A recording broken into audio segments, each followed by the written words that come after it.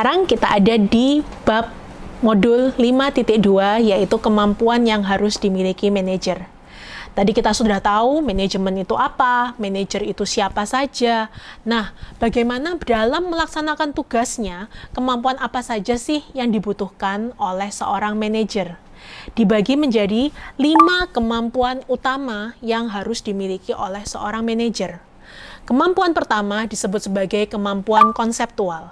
Jadi, kemampuan konseptual ini adalah kemampuan seorang manajer untuk melihat visi dan misi dari suatu organisasi, melihat apa sih yang hendak dicapai perusahaan ini dalam jangka panjang, melihat masa depan, melihat gambaran besar perusahaan. Jadi, konsep besar dari suatu perusahaan harus dikuasai oleh seorang manajer. Itu konseptual.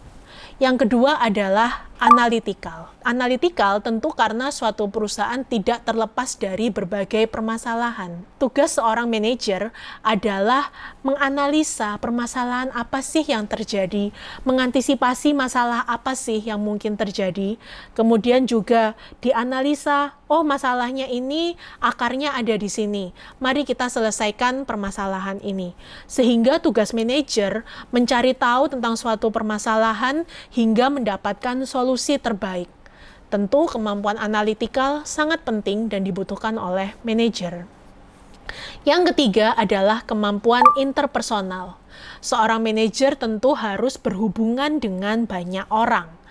Manajer akan berhubungan dengan bawahan, dengan atasan, sehingga dibutuhkan kemampuan mengelola, kemampuan menghadapi orang yang berbeda dengan cara yang baik.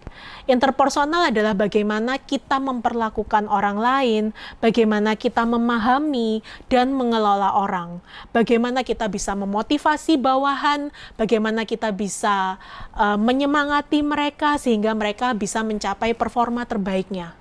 Kemampuan interpersonal juga sangat dibutuhkan. Kemampuan yang keempat adalah kemampuan teknikal. Kemampuan teknikal berarti bicara kemampuan teknis untuk mengelola operasional perusahaan.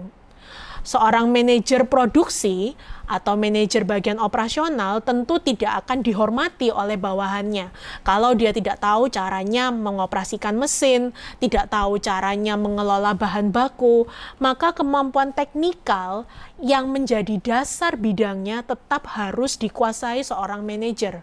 Manajer keuangan tapi nggak bisa bikin laporan keuangan, hanya nyuruh bawahannya aja, tentu tidak akan dihormati dan dihargai oleh bawahannya.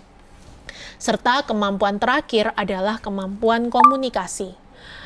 Banyak yang sulit membedakan antara kemampuan interpersonal dan kemampuan komunikasi.